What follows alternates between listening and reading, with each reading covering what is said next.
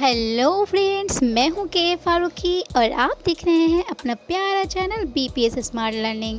Guys, जो हमारा digestive system बचा हुआ था, आज मैं वो टॉपिक कंप्लीट करने वाली हूं। तो गाइस, अगर अभी तक आप लोगों ने मेरे चैनल को सब्सक्राइब नहीं किया है तो सब्सक्राइब कर लें और बेल आइकन दबाना बिल्कुल भी ना भूलें। तो चलिए गाइस, शुरू करते हैं। अभी हम पढ़ने वाले हैं स्टमक के बारे में।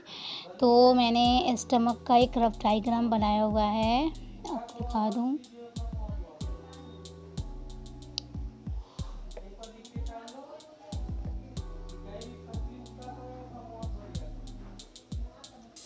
ओके गाइस, ये स्टमक का एक रफ डायग्राम है। ये स्टमक है एंड ये जो है वो ग्रास नली से जुड़ा हुआ होता है स्टमक।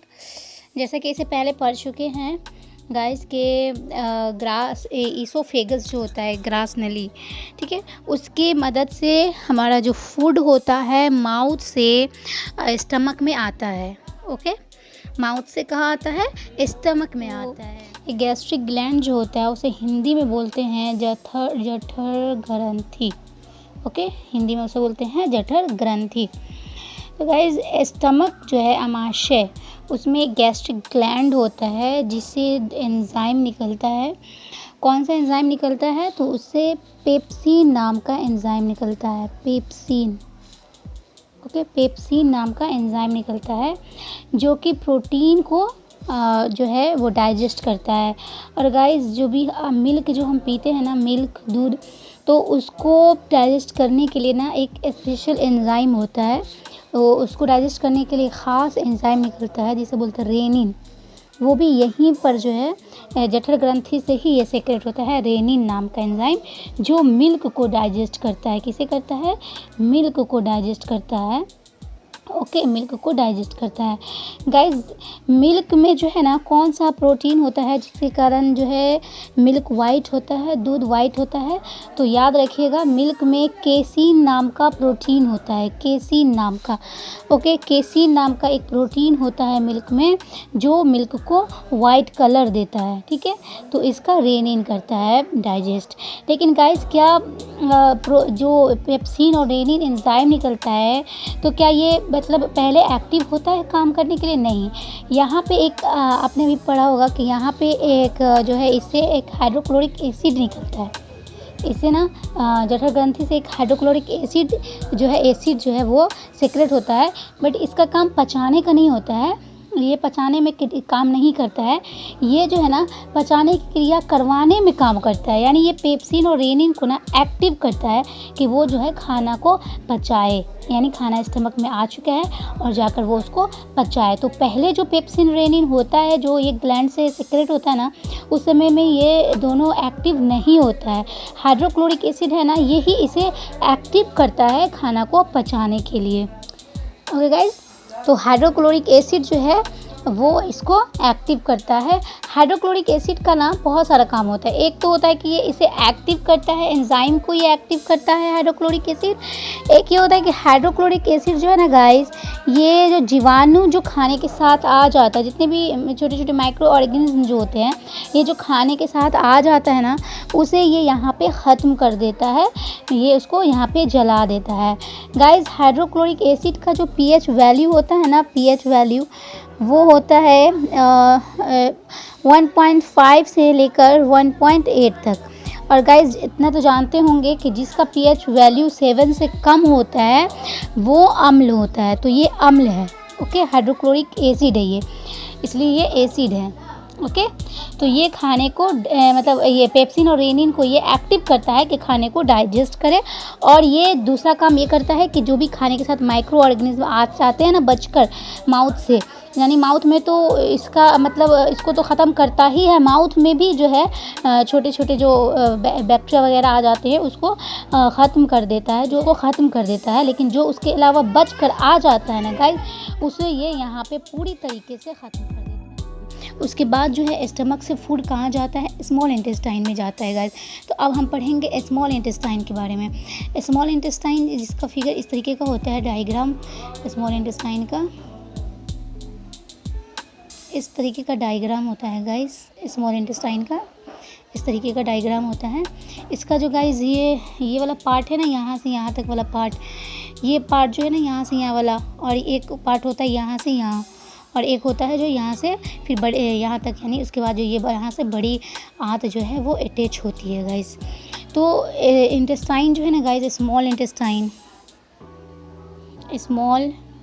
Intestine, okay.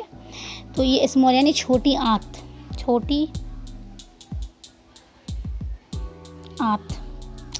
जो छोटी आंत होती है गाइस, ये छोटी आंत जो है इसके 3 पार्ट्स होते हैं। छोटी आंत के 3 पार्ट्स होते हैं। पहला होता है गाइस ड्यूडेनम, ओके। दूसरा होता है जेजुनम, और तीसरा होता है इलियम, ओके। ये पार्ट्स होता है। यहाँ पे दिखा दूँ मैं इसको, ड्यूडेनम कहाँ पे होता है। ड्यूडेनम ये यहाँ से यहाँ तक ड्यूडेनम कहलाता है, यहाँ से यहाँ जेजुनम कहलाता है, और यहाँ से यहाँ जो है वो इलियम कहलाता है गाइस। अब ये है कि हमारा जो फूड है जो स्टमक में प्रोसेस होने के बाद इस तरीके का क्वेश्चन आता है ऑब्जेक्टिव में कि स्टमक की प्रक्रिया होने के बाद, जो स्टमक में डाइजेशन की प्रक्रिया होती है, उसके बाद जो हमारा फूड है वो छोटी आंत में सबसे पहले कहाँ जाता है, ओके। तो वो छोटी आंत में सबसे पहले जो है ना गाइस जाता है ड्यूडेनम वाले पार्ट में, यानी यहाँ वाले पार्ट में जाता है। और ड्यूडेनम वाले पार्ट से ना कुछ ग्लैंड अटैच होता है, जिसके बारे में मैं भी पढ़ाऊँगी। और गाइस ये जो जेजुनम है गाइस, ये जेजुनम इसका कुछ ख़ास काम नहीं है, ये एक नाली की तरह काम करता है। जिस तरीके से ग्रास नली काम करता है ना, नाली की तरह, जो माउथ से फूड को जो स्टमक में लाकर पहुंचाता है, उसी तरीके से ये जेजुनम वाला पार्ट जो है ना, ये डेडुनम और इलियम वाले पार्ट से अटैच होता है। क्योंकि ये डेडुनम से पचा हुआ भोजन को लेकर आकर ये किसे देता है, इलियम में लाकर पहुंचाता है। ये इसे इलियम में लाकर देता है गाइस, ओके। तो अब यहाँ पे मुझे ये पढ़ाना है आप लोगों को कि डेडुनम वाले पार्ट से कौन सा ग्लैंड अटैच होता है। आपने जब डाइजेस्टिव सिस्टम का पूरा डायग्राम देखा होगा ना गाइस, जो इस तरीके से स्टमक जो है जब इंटेस्टाइन से अटैच होता है, तो ये इंटेस्टाइन जो है, स्मॉल इंटेस्टाइन, यहाँ पे एक ग्लैंड आपने देखा होगा इस तरीके से लगा हुआ रहता है, लीवर, ओके। इस तरीके से लीवर लगा हुआ रहता है गाइस, इस तरीके से लीवर लगा हुआ होता है यहाँ पे। और लीवर के ठीक नीचे जो है गॉल ब्लैडर होता है, और इसके पीछे पैनक्रियाज होता है गाइस, पैनक्रियाज होता है। और इसका बहुत बड़ा रोल है गाइस। आप हमारे बॉडी का सब बड़ा ग्लैंड होता है ना, वो लीवर होता है गाइस, क्योंकि ये ना जूस सेक्रेट करता है। एक जूस होता है बाइल जूस, जिसे बाइल जूस कहते हैं, वो ये बनाता है बाइल जूस, ओके। यही बाइल जूस जो है ना गाइस, ये बाइल जूस किसको डाइजेस्ट करता है, ये बाइल जूस लिपिड को डाइजेस्ट करता है गाइस, लिपिड को डाइजेस्ट करता है गाइस। ये बाइल जूस जो है, इसमें कोई भी एंजाइम नहीं होता है, इसमें बिलिरुबिन होता है। इसमें क्या होता है, बिलिरुबिन होता है। और ये किसको डाइजेस्ट करता है, ये लिपिड को डाइजेस्ट करता है। जैसे कि डाइजेस्टिव सिस्टम में पहले पढ़े हैं कि कार्बोहाइड्रेट हम क्या लेते हैं, कार्बोहाइड्रेट लेते हैं, प्रोटीन लेते हैं, लिपिड लेते हैं, यानी वसा लेते हैं। तो कार्बोहाइड्रेट का तो 70% डाइजेशन माउथ में हो गया, स्टमक में प्रोटीन का जो है 80% डाइजेशन हो गया, 85% डाइजेशन हो गया, ठीक है, 85 समथिंग। और जो लिपिड बचा है ना, उस लिपिड का डाइजेशन कहाँ होगा, स्मॉल इंटेस्टाइन में होगा। और उसका डाइजेशन कौन सा जूस करेगा, बाइल जूस करेगा, ओके गाइस। तो हम सबसे पहले अभी पढ़ेंगे लीवर के बारे में, कि लीवर किस तरीके से मतलब वर्क करता है। और लीवर जो अटैच होता है पैनक्रियाज से, गॉल ब्लैडर से, अब उसके बारे में हम थोड़ा एक्सप्लेन करेंगे आपको, ओके गाइस। लीवर का डायग्राम बनाती हूँ, ग्राफ डायग्राम।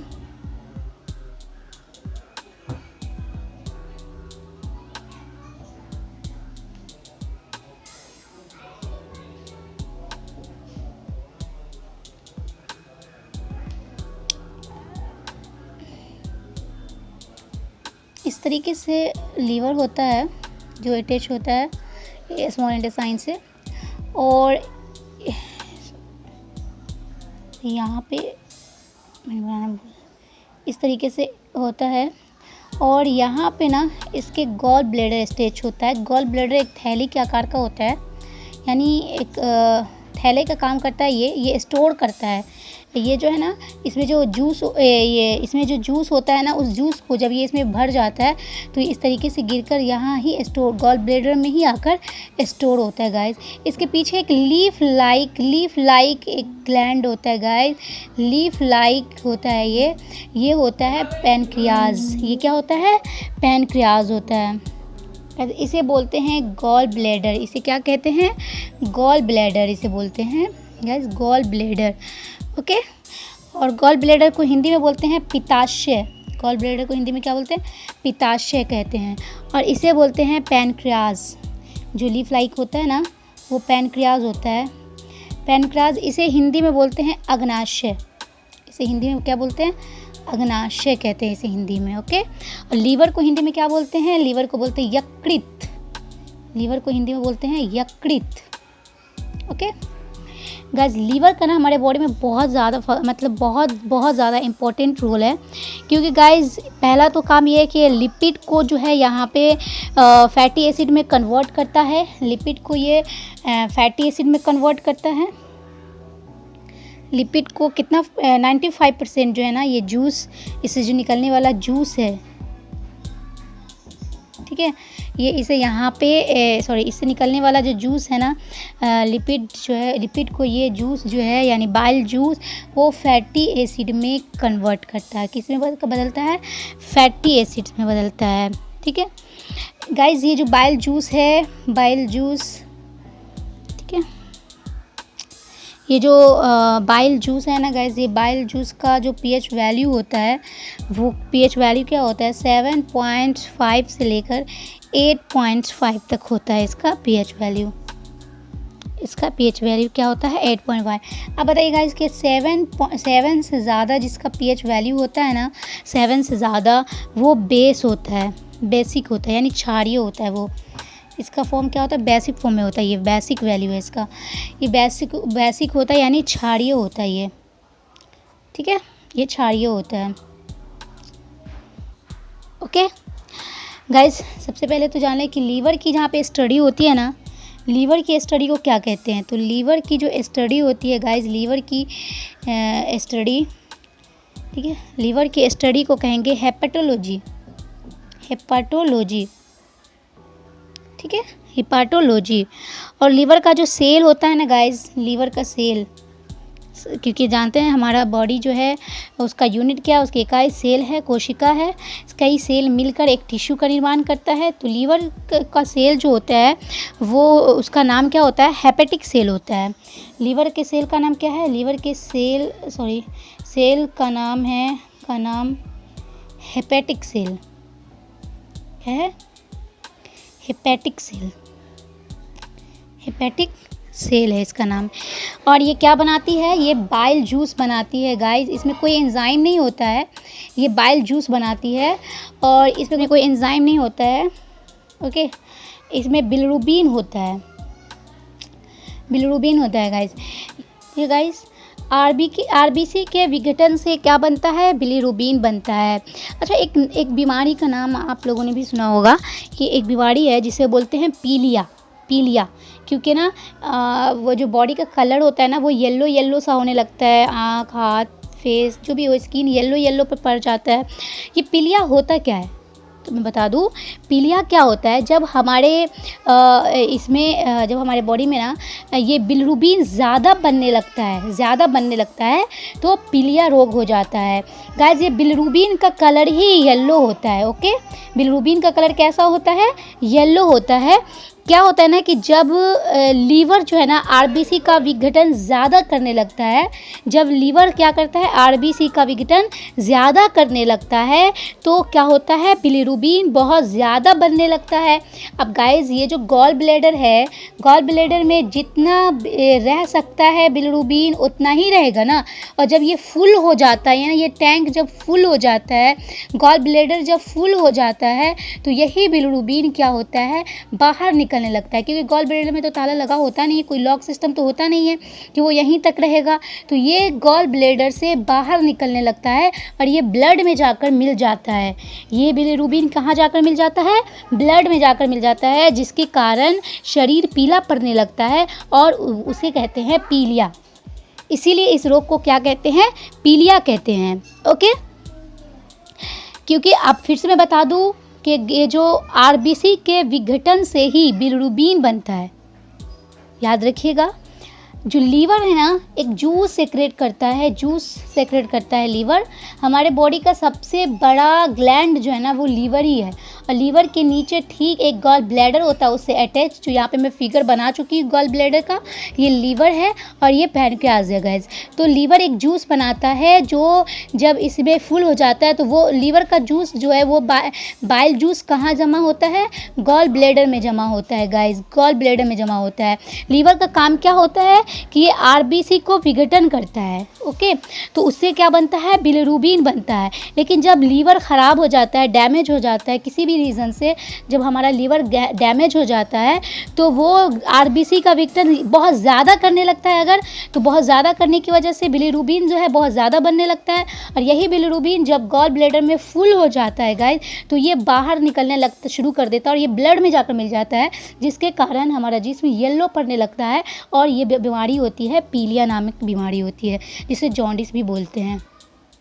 पीलिया, जिसमें बॉडी पीला पड़ने लगता है, वो इसलिए होता है कि बिलीरुबिन जो होता है ना गाइस, इसका कलर ही येलो होता है। ओके, ब्लड में हेमोग्लोबिन पाया जाता है, जिसके रीज़न से ब्लड जो होता है वो रेड होता है। ओके, अच्छा, ये जो रेड ब्लड है, ये बनता कहाँ है? ओके, ये बनता कहाँ है? जैसे पढ़े हो गए कि ये अस्थि मज्जा में बनता है, अस्थि मज्जा में ये ब्लड जो है बनता है गाइस। लेकिन एक ऐसा भी सिचुएशन आता है जहाँ ये ब्लड जो है अस्थि मज्जा में नहीं बनकर ये प्लीहा में बनता है। ये कहाँ बनता है? प्लीहा में। ठीक है, और प्लीहा में कब बनता है? तो ये प्रेगनेंसी की हालत में बनता है। प्रेगनेंसी की हालत में ना ये जो रेड ब्लड है ना, ये हेमोग्लोबिन जो है प्रेगनेंसी की हालत में अस्थि मज्जा में नहीं बनकर ये प्लीहा में बनता है। ओके, क्लियर है?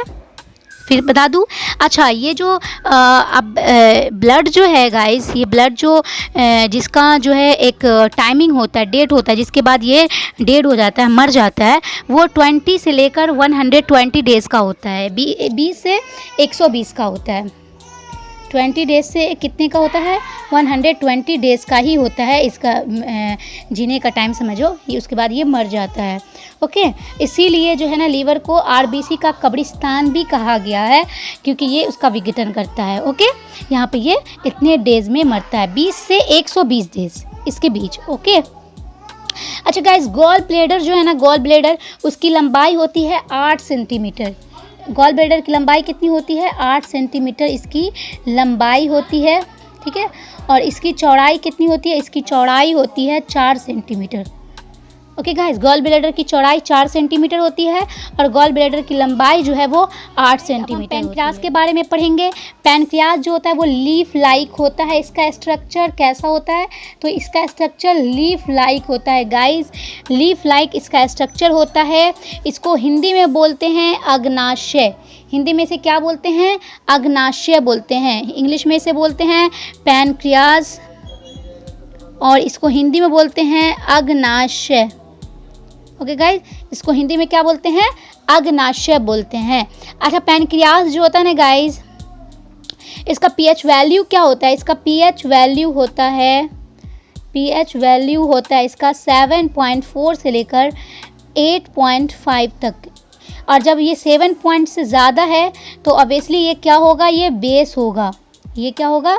ये बेस होगा। ओके, जब 7 पॉइंट से कम होता है ना तो वो अम्ल होता है। ठीक है, अम्ल होता है वो, और उससे ज़्यादा होता है ना तो ये क्षार होता है, बेस होता है।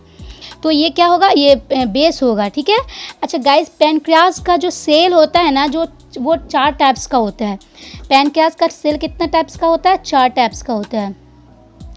4 टाइप्स इसके सेल होते हैं, 4 टाइप्स के होते हैं। 4 टाइप्स के होते हैं गाइज। पहला क्या होता है, अल्फ़ा सेल, पहला होता है अल्फ़ा सेल। दूसरा होता है गाइज बीटा सेल, दूसरा क्या होता है, बीटा सेल।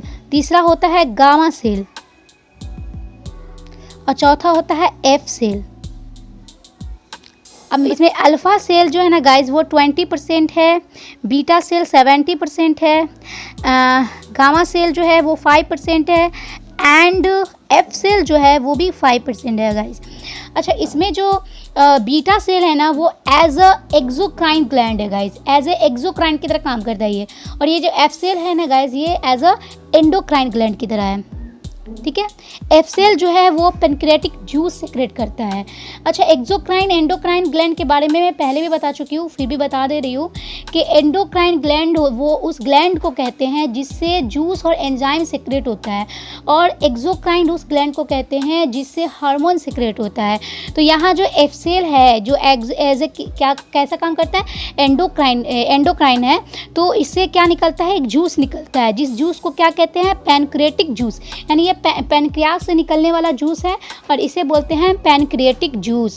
एफ सेल से अभी हम पढ़ने वाले एफ सेल के बारे में ही है, क्योंकि हम डाइजेस्टिव सिस्टम की स्टडी कर रहे हैं तो हम एफ सेल के बारे में पढ़ेंगे।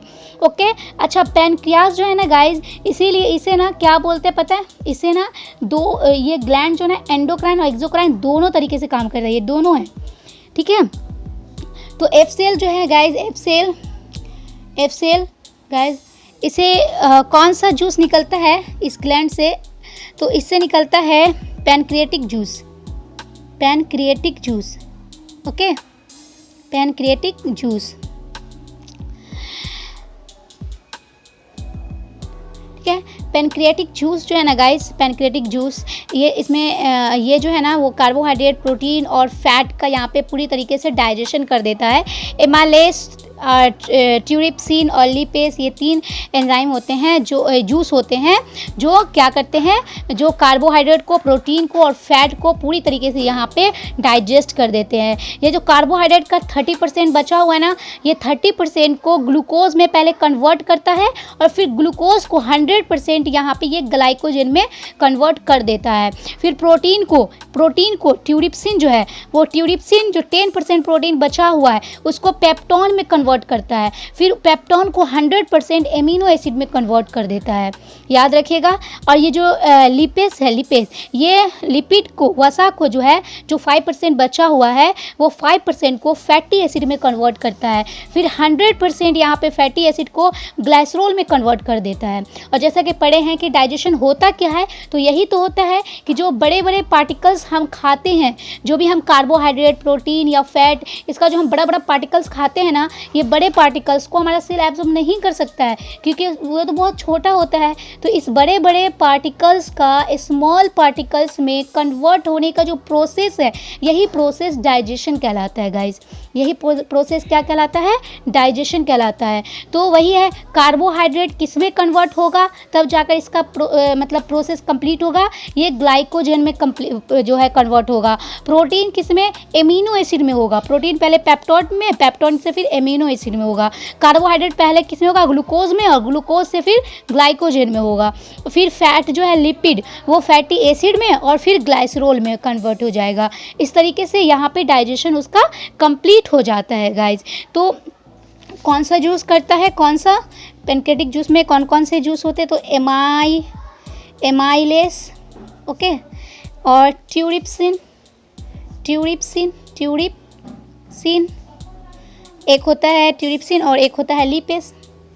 ओके, तो यहाँ पे जो एमाइलेस होता है ये कार्बोहाइड्रेट का 30% जो था, 30% उसको ये कन्वर्ट कर देता है ग्लूकोज में। किस में करता है, ग्लूकोज में। और फिर ग्लूकोज को 100% कन्वर्ट किस में करता है गाइस, तो ग्लूकोज को 100% कन्वर्ट करता है ग्लाइकोजन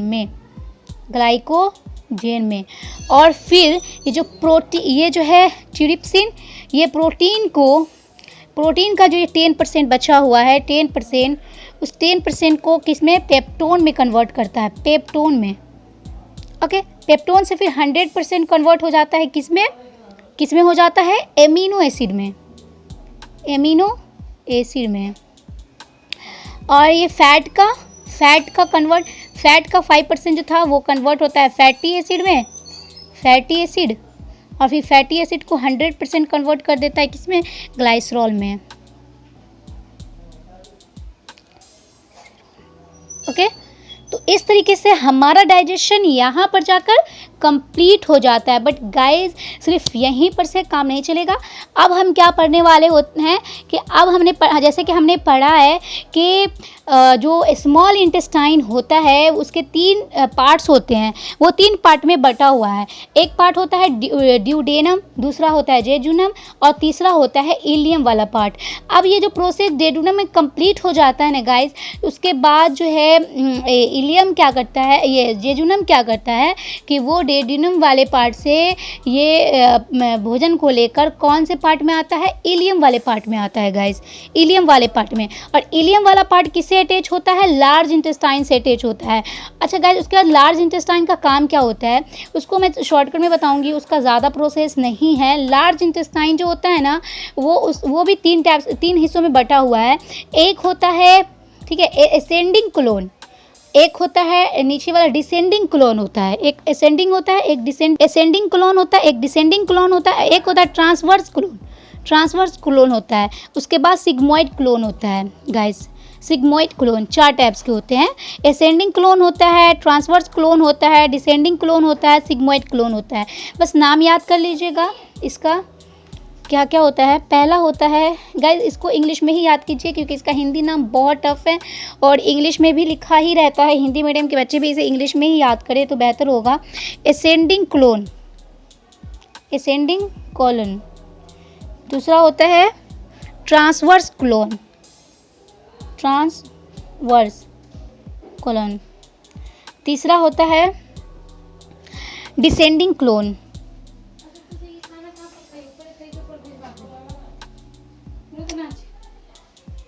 और चौथा होता है सिग्मोइड कोलोन। चौथा क्या होता है, सिग्मोइड।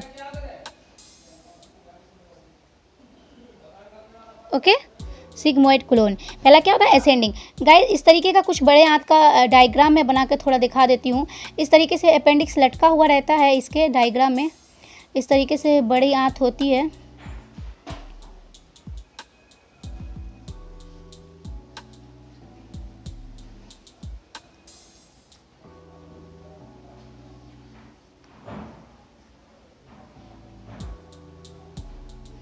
इस तरीके से होता है बड़े गाइस, इस तरीके का। तो ये जो यहाँ से यहाँ तक वाला पार्ट होता है ना, ये असेंडिंग कहलाता है गाइस, और ये ट्रांसवर्सन कहलाता है क्योंकि ये इस तरीके से थोड़ा सा स्लीप टाइप से होता है, इस तरीके से होता है। तो ये क्या कहलाता है, ये ट्रांसवर्स कोलोन कहलाता है। ये फिर ये असेंडिंग होता है। और फिर ये गाइस यहाँ पे जो सिग्मोइड कोलोन होता है, ये यहाँ पे फिर रैक्टम होता है, रैक्टम से अटैच होता है। रैक्टम ही होता है जहाँ पे जो अनडाइजेस्टेड फूड होता है ना, जिसका अनडाइजेस्टेड फूड जो मल के रूप में बन जाता है, ये यहाँ पे आकर स्टोर हो जाता है रैक्टम में। ओके, कोलोन में ना एक बैक्टीरिया होता है जो गुड बैक्टीरिया होता है। बैक्टीरिया का क्या नाम होता है, E coli. E coli bacteria का नाम होता है। बैक्टीरिया का नाम क्या होता है, ई कोलाई। बैक्टीरिया जो होता है तो ई कोलाई होता है गाइस। ई कोलाई बैक्टीरिया होता है जो वो गुड बैक्टीरिया होता है। इसका रिश्ता हमसे बहुत नज़दीकी का रिश्ता होता है। क्यों होता है करीबी रिश्ता, ये जो है ना पहले ये क्या करता है, अनडाइजेस्टेड फूड को डाइजेस्टेड, ये नहीं कि मतलब जो हमारे यूज़ का था उसको नहीं, अनडाइजेस्टेड फूड को ये मल में कन्वर्ट करता है। और मल में कन्वर्ट करने यानी वास्ट फूड में कन्वर्ट करता है और उसको थोड़ा बहुत खाता है। और ये हमें क्या देता है, तो ये हमें विटामिन B12 देता है। हमारे शरीर को जो इंपॉर्टेंट होता है विटामिन B12 देता है। तो सोचिए कि कितना अच्छा होता है ये। तो ये एक वो वास्ट मटेरियल को थोड़ा बहुत खा पाता है, पूरा तो खाएगा नहीं। तो जो वास्ट फूड होता है ना, फिर वो जाकर रैक्टम में जाकर स्टोर होता है। और वो जब वहाँ पे स्टोर होता है तो फील होता है कि अब टॉयलेट में जाना चाहिए। तो इस तरीके से सारा प्रोसेस कंप्लीट हो जाता है। जो ये सारा प्रोसेस जो है डाइजेशन का, इस तरीके से हमारा कंप्लीट होता है गाइस। ओके, मुझे नहीं लगता है कि 10th में इससे ज़्यादा पूछेगा। आई नो कि हाई क्लास में हम इसे ज़्यादा अच्छे से और भी एक्सप्लेन कर सकते थे, बट 10th के स्टूडेंट के लिए है तो इतना काफ़ी है गाइस। इसको अच्छे से पढ़ें, नहीं समझ में आए तो बार बार वीडियो देखकर इसको अच्छे से समझें। ओके, कि लार्ज इंटेस्टाइन का कुछ खास काम है नहीं। ये जो है ना वाटर को एब्जॉर्ब करता है और कुछ खनिज वगैरह को ये एब्जॉर्ब करता है जो उसमें होता है यूज़ के लायक, और बाकी जो वास्ट प्रोडक्ट होता है ना वो जो है वो रेक्टम में जाकर जमा हो जाता है गाइस। ओके,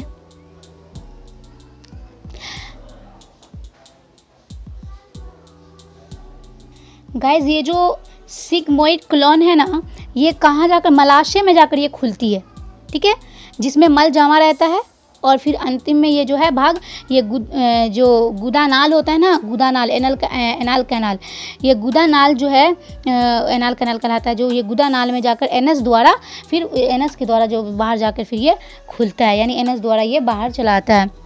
तो इस तरीके से जो डाइजेस्टेड फूड है वो स्टोर हो जाता है। अच्छा, वो स्टोर होता कहाँ है गाइस? तो जो इलियम वाला पार्ट था ना, इलियम वाला पार्ट, वो इलियम वाला पार्ट फिंगर नुमा होता है गाइस, वो फिंगर नुमा होता है। और मैं बता दूँ इलियम वाला पार्ट होता कैसा है गाइस, तो इस तरीके से फिंगर नुमा होता है, वो इस तरीके का होता है फिंगर नुमा। और ये जो जगह देता है ना, यहाँ जो है ना डाइजेस्टेड फूड जो होता है ना वो यहाँ पे जाके स्टोर हो जाता है। ये जो फिंगर नुमा होता है ना, ये फिंगर नुमा इलियम में होता है, ये इसी में जाकर खाना जो है ना स्टोर हो जाता है, जमा हो जाता है। और इसे क्या कहते हैं पता है? विलाई कहते हैं, विलाई कहते हैं, विली, हिंदी में इसे विली कहते हैं। यहीं जाकर खाना क्या हो जाता है? स्टोर हो जाता है। जो डाइजेस्टेड फूड होता है स्टोर होता है, और यहाँ से अनडाइजेस्टेड फूड जो होता है वो फिर बाहर निकल कर कहाँ जाता है? तो लार्ज इंटेस्टाइन में जाता है, क्लोन में जाता है। फिर क्लोन में क्या करता है? क्लोन में जो बैक्टीरिया होता है ना, इकोलाई बैक्टीरिया, वो बैक्टीरिया क्या करता है? इसको मल में कन्वर्ट कर देता है, उसे खा लेता है और थोड़ा बहुत खाता है, और फिर ये रैक्टम में जाकर स्टोर हो जाता है गाइज। ये कहाँ जाकर स्टोर होता है? रैक्टम में। अच्छा, ये जो लार्ज इंटेस्टाइन है उसका काम ये भी है कि ये वाटर को जो होता है ना एब्जॉर्ब भी करता है, ये वाटर भी एब्जॉर्ब करता है, उसमें जो कुछ खनिज वगैरह होता है उसको भी एब्जॉर्ब करता है, और फिर ये वास्ट प्रोडक्ट जो है वो रेक्टम में जाकर जमा होता है। ओके, और फिर ये एनस द्वारा बाहर चला आता है। इस तरीके से आज हमारा डाइजेस्टिव सिस्टम जो है कंप्लीट हो चुका है गाइस। तो आगे मैं आप लोगों के लिए जो है ना प्लांट में जो है प्लांट किस तरीके से अपना खाना तैयार करता है वो लाऊंगी। हमारे चैनल पे बने रहने के लिए शुक्रिया। तब तक के लिए अल्लाह हाफिज़। अब मिलते हैं नए वीडियो के साथ। Take care.